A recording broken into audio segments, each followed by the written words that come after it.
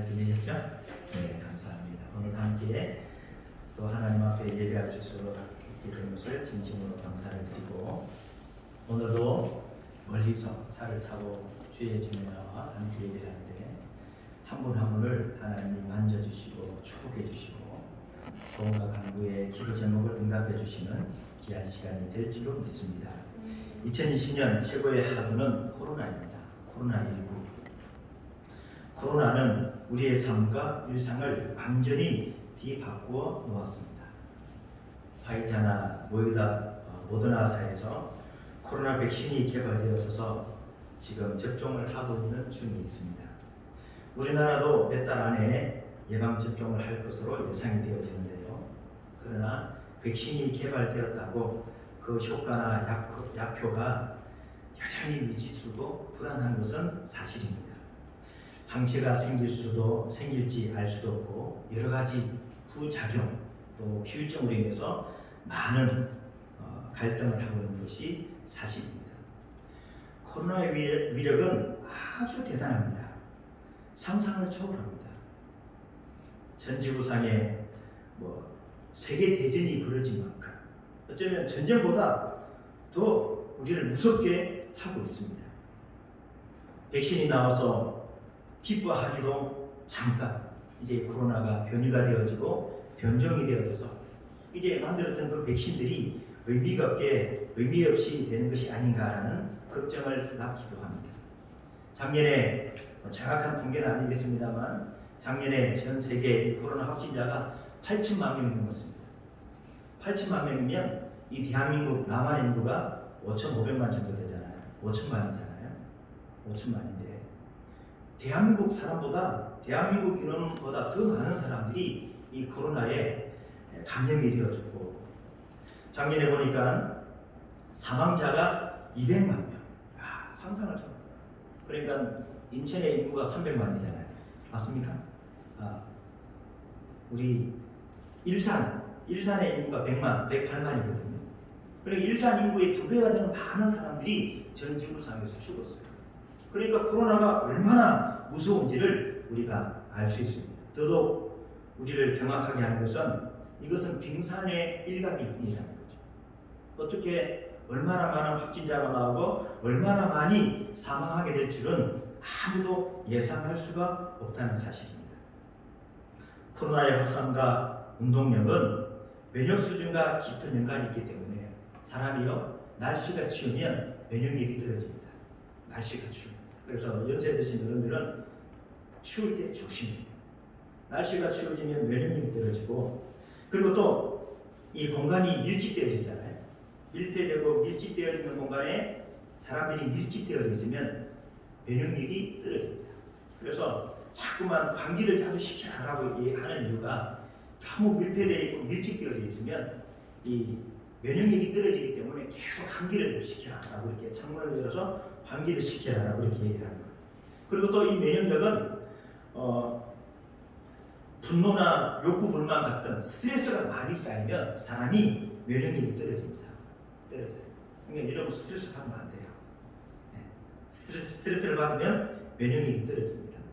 특별히 지금 계속 2.5단계, 3단계 지금 이렇게 정부에서도 많은 갈등을 하고 있는 것을 알고 있는데, 특별히 우리 사랑하는 성도들 조심하시고 주의하시고, 아멘? 네, 아멘 해야 되는 걸까요? 이것도 조심하고 주의하고, 그렇게 하루하루를 살아가는 우리가 될 수 있길 바라고요.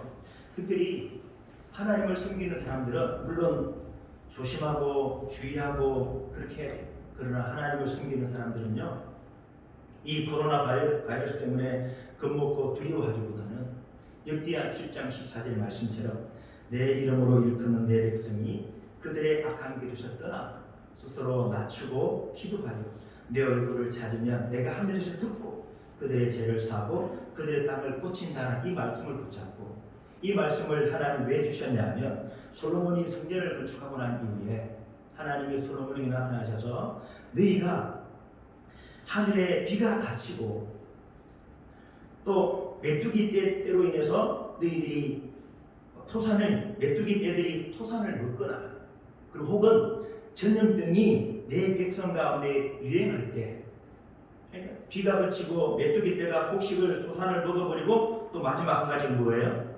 전염병이 유행할 때 그때 어떻게 해라? 이 말씀을 붙잡고 기도해라. 그렇게 말씀하셨거든요. 지금 전염병이 돌고 있잖아요. 하나님을 섬기는 사람들은 물론 조심하고 환기도 자주 시키고 운동도 하고 그렇게 해야 되지만 하나님을 섬기는 사람들은 역대하 7장 14절의 말씀 하나님 앞에 얼굴을 구하며 악한 길에서 떠나 낮추고 기도하여 하나님 얼굴을 찾으면 하나님이 고치시고 사하시고 고쳐주신다는 이 말씀을 붙잡고 기도하는 우리 교회가 될 수 있길 바라요. 아멘. 그러니까 우리 세일교회 성도들이 지금 세상 가운데 영향력을 행사할 수 있는 가장 큰 무기는 기도입니다. 기도. 하나님 우리의 죄악을 용서해 주시고 이 땅을 고쳐주시고 치료해 주시라. 이 말씀 붙잡고 기도하는 우리 온교회가 될 수 있기를 축복합니다. 아멘. 자, 2021년 소띠. 제가 소띠거든요. 네, 소띠. 소띠. 다솜이 예린이 소띠. 지금 좋대요. 이주인 집사님. 김목사 집사님도 나보다 나이가 3살 원래 많아요? 2살 많아요? 네. 근데 할아버지가 늦게 신고해서 저랑 동갑입니다. 민증으로는 소띠. 집사님 소띠, 사모님 소띠, 예린 소띠. 우리 최 목사님은? 양띠. 수매가 양띠. 소띠인데 신축년 소띠잖아요. 소띠. 네? 새해를 맞이하면서 저와 여러분이 새해에 새로운 소망과 기대를 가지고 하나님의 큰 역사를 경험하고 살아가는 우리 온교회가 될 수 있기를 축복합니다. 새해 해가 떠올랐습니다. 올해는 코로나로 인해서 많은 사람들이 해돋이 명소를 찾지 못했어요. 왜? 오지 마라고 하니까. 오지 마라! 다 막았습니다. 그래서 많은 사람들이 아쉬워하면서 새해를 맞이했습니다. 저도 12월 31일 날 식구들이랑 모여서 성부 영신 예배를 가정 예배를 드리고 예배를 드리고 이제 제가 1월 1일 날 우리 자녀들 데리고 일산대교 갔어요. 일산대교 서울에서 떠오르는 해를 보기 위해서 일산대교를 갔거든요. 그러면서 그 떠오르는 해를 보면서 하나님을 기도하는 거죠. 이 한 해는 하나님의 축복이, 하나님의 역사가, 하나님의 기적이 우리의 기도가 응답이 되는 그런 한 해가 되게 해주시라고 기도하고 기대하면서 제가 새해를 맞이했습니다. 사람들은 해돋이, 일출 이것을 보기 위해서 해돋이 명소에는 몇 달 전부터 예약을 해서 그곳에 가서 돋는 해를 보기 위해서 기대와 설렘을 가지고 차를 몇 시간씩 타고 그렇게 그곳을 찾아갑니다. 그래서 전국의 유명한 해돋이 명소는 관광객이 몰리면서 인산인해를 이루면서 복잡해요. 숙박료도 몇 배씩 올라갑니다. 근데 보세요. 해돋이, 해 뜨는 것을 보기 위해서는 많은 사람들이 찾아가지만 일몰, 한 해의 마지막 해가 지는 그 모습을 보기 위해서 명소를 찾는 사람은 없습니다. 야, 지는 해가 아쉽다. 한 해 지는 해가 아쉽다. 라고 하면서 지는 해를 보기 위해서 명소를 찾아서 가는 사람은 저는 아직까지 만나보지 못했습니다. 어떻게 하다가 여행을 갔더니 일몰을 보게 되는 그런 경험들이 있지만 일부러 찾아서 일몰을 보러 가는 사람은 없다는 사실이죠. 사람들은 지는 해보다는 뜨는 해를 더 선호하고 열광하면서 환호하면서 좋아합니다. 여러분 새해가 밝았습니다.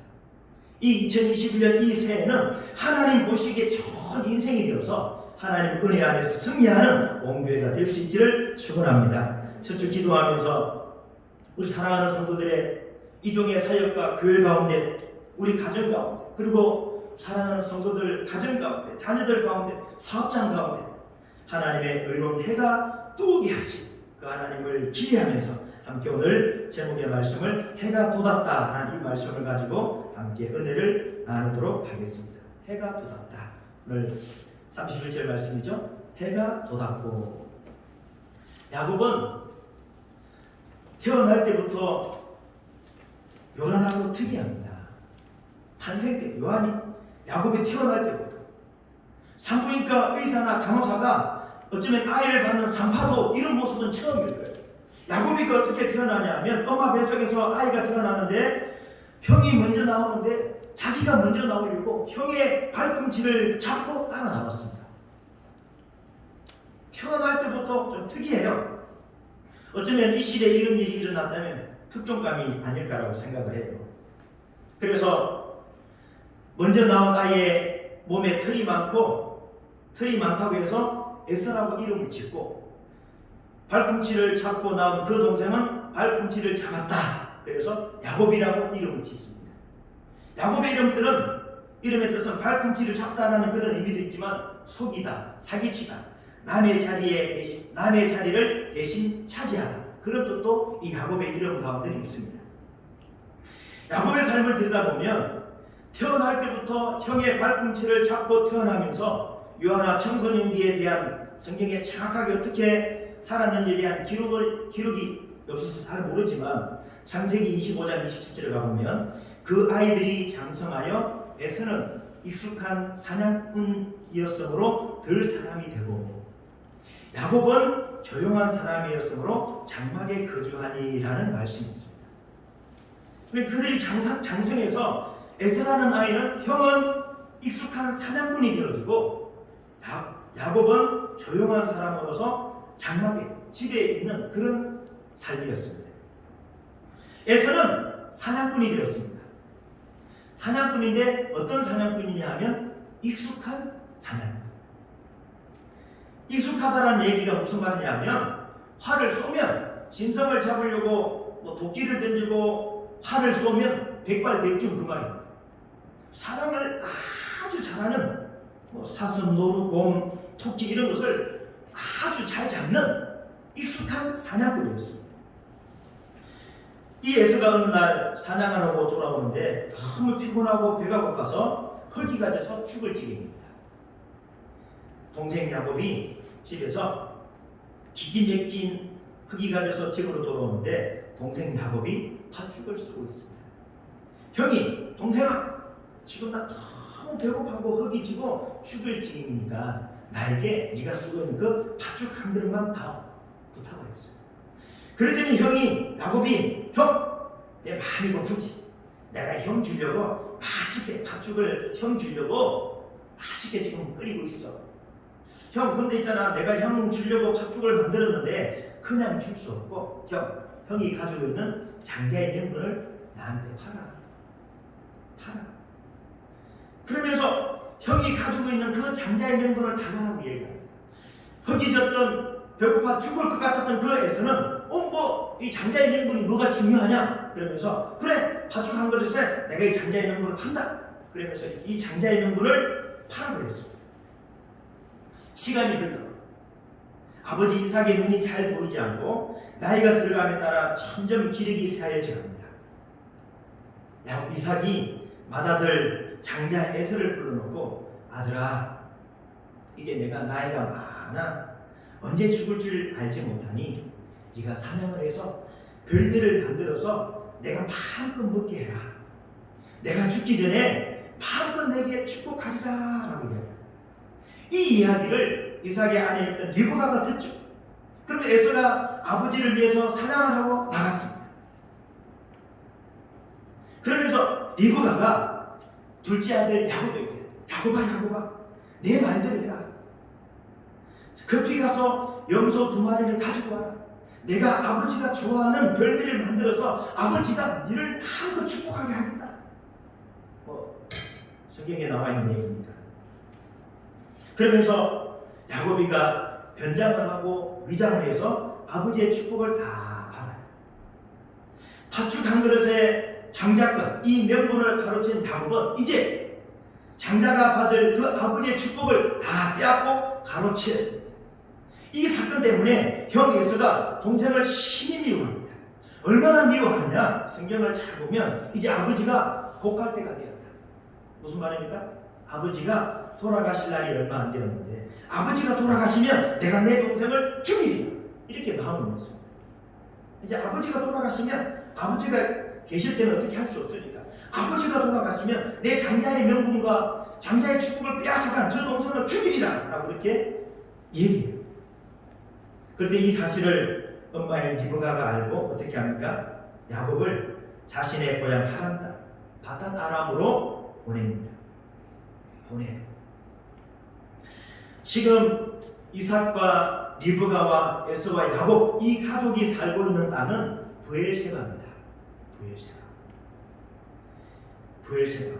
근데 당시 이 브엘세바에서 바단 아람, 하란 땅의 바단 아람까지의 거리는 약 700km입니다. 700km. 근데 700km를 가는 중에 보세요.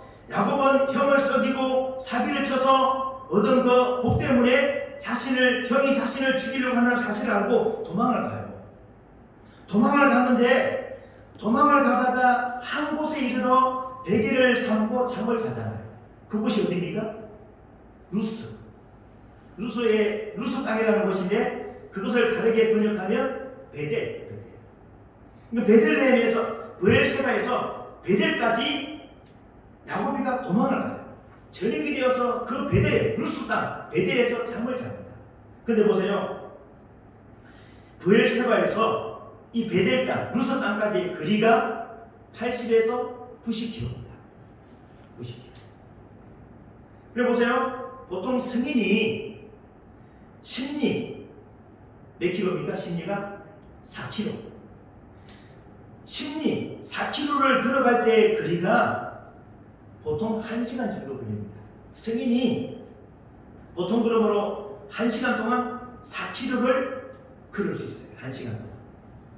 그리고 승인이 하루 동안 갈 수 있는 거리가 하루 동안 아침부터 저녁까지 아침 해가 떠서 저녁 해가 질 때까지 성인 한 사람이 많이 걸을 수 있는 거리가 40km입니다. 40km. 보통 성인이.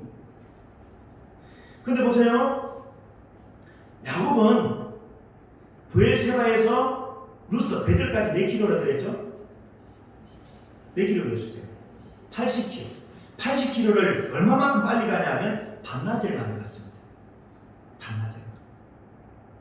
그러니까 야곱이가 얼마나 빨리 도망갔는지 알 수가 있죠. 보통 40km, 80km면 90km면 2, 3일 정도 가야 될 거리인데 야곱이가 얼마나 열심히 빨리 도망갔는지 몰라요. 뒤도 안 돌아보고 도망을 갔습니다. 그만큼 다급하게 도망을 갔어요. 왜 뒤도 안 돌아보고 야곱이가 이렇게 빨리 도망갔느냐? 에서가 뭐 하는 사람이라고요? 사냥꾼인데 성경에 어떤 사냥꾼이라고요?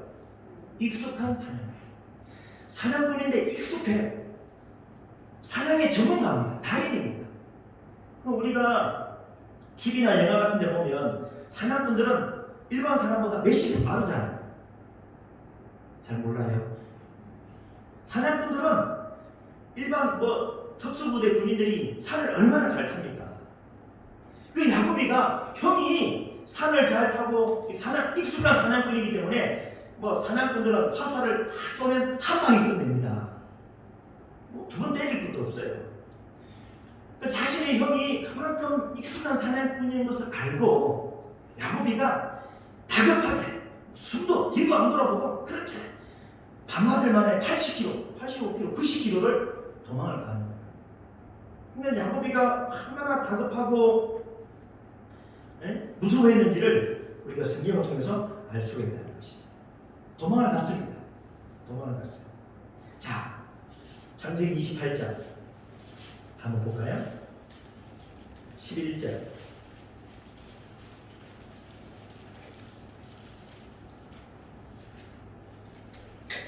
자, 한번 읽어볼까요? 자, 10절 시작. 야곱이 브엘세바에서 떠나 하란으로 향하여 가더니 이게 몇 킬로라고 그랬죠? 700킬로라고 그랬죠? 이 한 곳이 어디라고요? 루스인데 베델. 한 곳에 이르러 여기까지 거리가 몇 킬로라고요? 90km라고 했습니다. 이해가 돼요? 자, 시작. 한 곳에 이르러는 해가 진지라. 거기서 유숙하려고 그곳에 한 돌을 가져다가 베개로 삼고 거기 누워 자더니.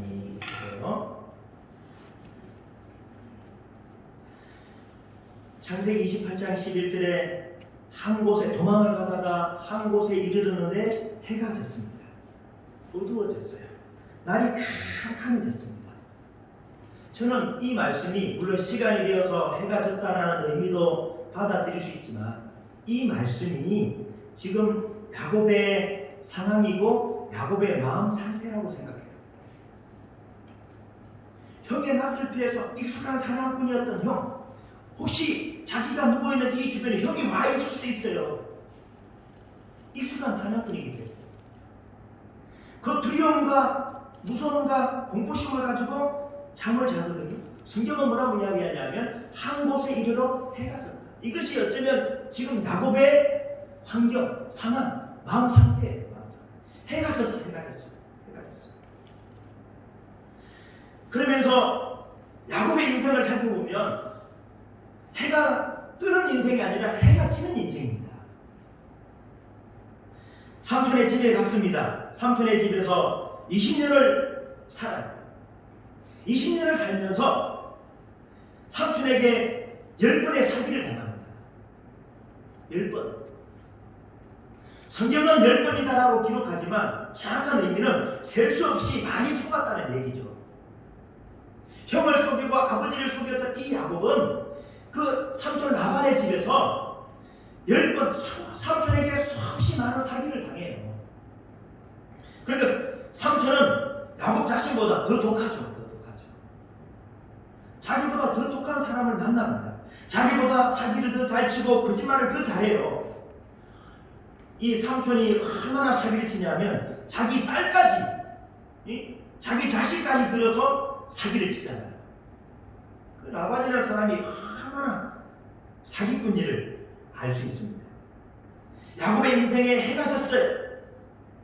도망자가 되어서 오갈 데도 없이 삼촌에게 빌붙어 살면서 삼촌에게 수없이 사기를 당하고 이제 삼촌과 조카들이 자신을 죽이려고 해요. 그런 삶을 살았어요. 때가 되면 고향으로 돌아옵니다. 고향으로 돌아올 때도 허겁지겁 도망치듯이 자신이 모든 재물을 가지고 도망치듯이 나왔어요. 삼촌과 그의 아들들이 죽여 키우잖아요. 3일길을 죽여 키웁니다. 동생 야곱이 고향으로 돌아온다는 소식을 에서가 듣게 되어집니다. 형이 듣게 되어져요. 동생 야곱이 고향으로 돌아온다는 소식을 들었던 에서는 어떻게 합니까? 자기 집에 있는 군사 400명을 데리고 마중을 나옵니다. 그래서 야곱이가 오늘 성경을 잘 보세요. 32장 가볼까요?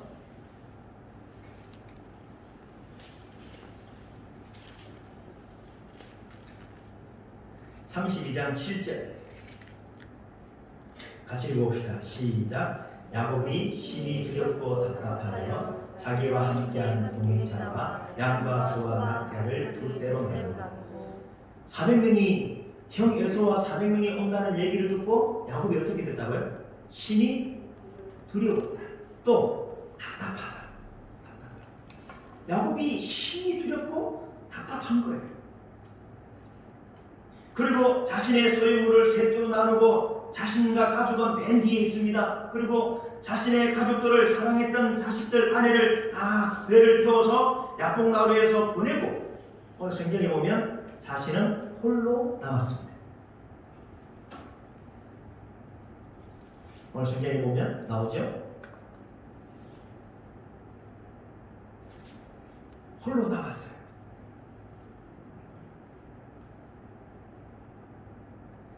홀로 남았습니다. 24절 가보세요.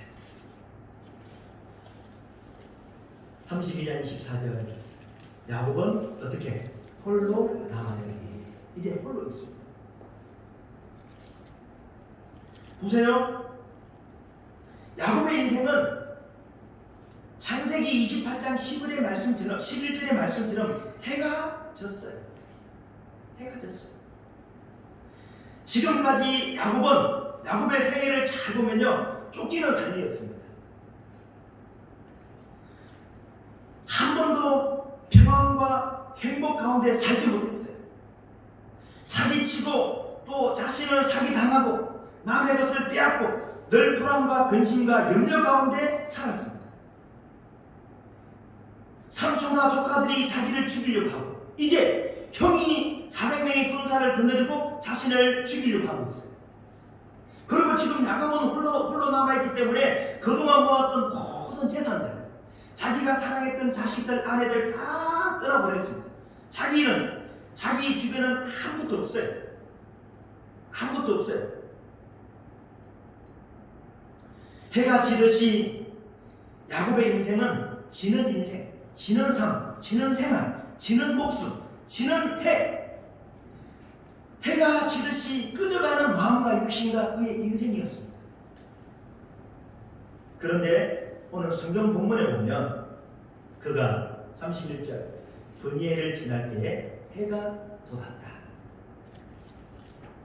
지금까지 야곱의 삶은 해가 졌어요. 해가 졌어요. 아무것도 없어요.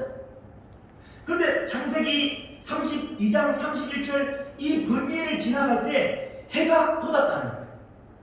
해가 돋았다. 여러분 보세요. 지는 해가 아니라 해가 돋아났습니다. 돋는 해와 같이 힘차게 새롭게 그의 인생이 바뀌었다는 것이죠. 사랑하는 성도 여러분, 돋아 솟아오르는 해를 한번 상상해 보십시오. 돋아오르는 해를 상상해 보십시오. 솟아오르는 해를 바라보면서 사람들은 희망과 기대와 소망과 설렘을 가집니다. 야, 해가 떠오른다. 떠오른 해를 바라보면서 사람들은 기대하죠. 소망을 가집니다. 희망을 가집니다. 저도 1월 1일날 일산내리에 가서 떠오른 그 해를 보면서 기도했습니다. 그리고 2021년 이 새해를 기도하면서 기대했어요. 하나님이 새해를 향하여 주실 것이다. 지금까지 내 인생이 목회 사역이 힘들었지만 나도 내 인생 가운데 해가 솟아오를 것이다. 네? 기대했습니다. 사랑하는 성도 여러분, 사람들이 떠오르는 해를 바라보면서 기대와 소망을 가지듯이 2021년 새해가 떠올랐어요.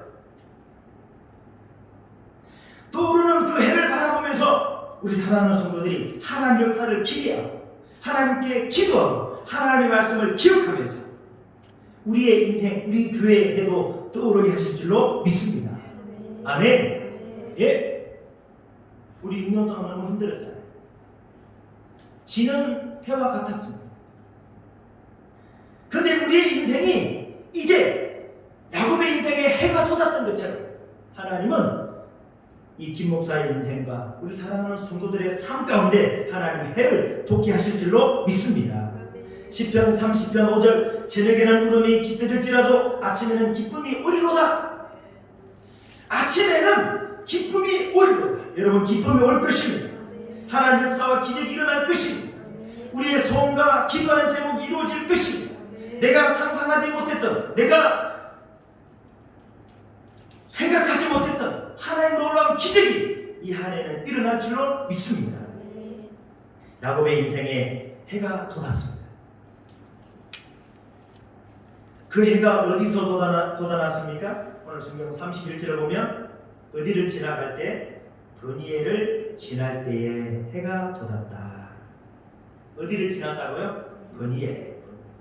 브니엘을 지날 때 해가 돋았습니다.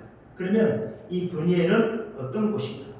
첫 번째, 브니엘은 자신이 죽은 곳이 브니엘입니다. 야곱이 죽은 곳이 브니엘이에요. 브니엘에서 야곱이 자신 홀로 남았습니다. 어떤 사람이 와서 야곱과 씨름을 합니다. 이 어떤 사람이 누구냐면 하나님이 보낸 사람이고 하나님과 야곱이 씨름하잖아요.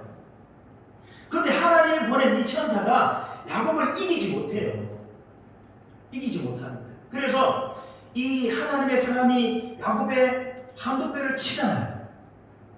그래서 성경을 잘 보면 오늘 성경도 보면 야곱이 그 허벅다리로 말미암아 절었더라라고 말씀합니다. 야곱이 당신이 내게 축복하지 아니하면 가게 하지 않겠습니다. 그러면서 야곱이 그 하나님의 사자에게 당신의 이름이 뭡니까? 라고 묻죠. 그러니까 하나님의 사람이 네 이름이 뭐냐? 라고 묻습니다. 그러니까 야곱이가 제 이름은 야곱입니다.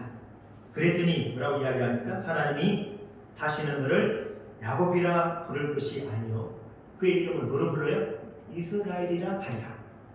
오늘 성경을 29절 시작. 야곱이 청하이르되 당신의 이름을 알려주소서. 하나님 누구서 야곱을 아니죠? 몇 절입니까? 예. 27절 맞죠? 자, 27절 시작. 그 사람이 그에게 이르되 내 이름이 무엇이냐? 그가 이르되 야곱이니이다. 그가 이르되 내 이름을 다시는 야곱이라 부를 것이 아니요 이스라엘이라 부를 것이니 이는 내가 하나님과 및 사람들과 겨루어 이기었음이니라. 보세요. 야곱이 그의 이름이 바뀌어요. 뭐로 바뀝니까? 이스라엘. 이름이 바뀐 곳이 분이에요. 이름이라는 것은 그 사람의 존재를 나타내는 거예요. 그 사람의 이름이라는 것은 자기 자신을 의미하거든요. 이름이 바뀐다는 것은 존재가 바뀐다는 거예요. 이름이 바뀐다는 것은 새로 태어난다는 의미입니다. 야곱이 이스라엘로 바뀌었어요. 이것은 무슨 말이냐면 옛 야곱은 죽고 새로운 이스라엘로 살게 되는 것입니다. 사기치고 속이고 남의 자리를 차지하며 살아왔던 이 옛사람 야곱은 죽고 하나님 주신 새 이름 이스라엘로 거듭난 곳이 번일입니다. 지금까지 야곱이 어떻게 살았습니까? 형의 발꿈치를 잡고 태어났어요. 형을 속이고 아버지를 속이며 살아왔어요. 삼촌을 속이며 삼촌에게 사기당하면서 험한 세월을 보냈어요. 그 야곱이 얼마나 악착하냐면 하나님이 보낸 사람과 씨름할 때 이 천사도 이기는 그런 악착 같은 사람이 야곱이었거든요. 야곱은 성경을 잘 보면 야곱은 형의 삼촌의 양이랑 짐승을 잃어버리면 야곱이 가서 다 찾아왔어요. 그리고 성경을 잘 보면 야곱이 밤낮 자지 않고 양을 지킵니다. 그만큼 열심히 살았던 부지런히 살았던 그런 삶이 야곱의 삶이었습니다. 그런 야곱이었는데 야곱이 다리를 찔러요. 장애인이 됩니다. 오늘 성경에 보면 허벅 다리로 말미암아 절었다라고 말씀하죠. 그동안은 자기 지혜, 자기 경험, 자기 지식, 자기 꾀를 가지고 살았는데 이제 번뇌에서 자기 혼자 그럴 수 없는 연약한 존재가 되었어요. 자기 혼자 그럴 수가 없어요. 그래서 보면 야곱이가 저랬기 때문에 여러분도 다리가 아프면 뭘 의지합니까? 목발을 의지하잖아요. 제가 생각할 때도 야곱이가 다리를 찔렸기 때문에 지팡이를 의지하지 않았을까라고 생각합니다. 누군가를 의지하는 삶이죠. 자기 혼자 그럴 수 없습니다. 지금까지는 자신의 힘과 능력, 노력, 지식, 지혜 이런 걸로 살았어요. 이제는 쩔뚝쩔뚝 자신의 혼자 걷지 못해 지팡이를 의지하는 그런 삶을 살게 되어졌다는 것이죠. 자신의 생각과 자신의 경험이 아닌 자신의 지혜와 자신의 잔머리가 아니라 하나님을 의지하고 강구하는 삶으로 거듭나고 새로 태어난 곳이 번뇌되는 사실이죠. 지팡이를 의지하여 걷듯이 지금까지는 자신의 경험, 지혜, 꽤 이걸 의지하며 살았지만 이제는 하나님을 의지하며 사는 그런 삶을 보게 된다는 사실이죠. 그래서 오늘 성경에는 나와 있지 않지만 호세아 1장에 가보면 성경에서 이 약복나루의 이 사건을 호세아서는 뭐라고 이야기하냐면 뭐라고 성경은 기록하냐면 울면서 간구했다라고 하십니다. 울면서 간구했다. 지금까지는 자기 자신만 의지했어요. 악착같이 살았어요.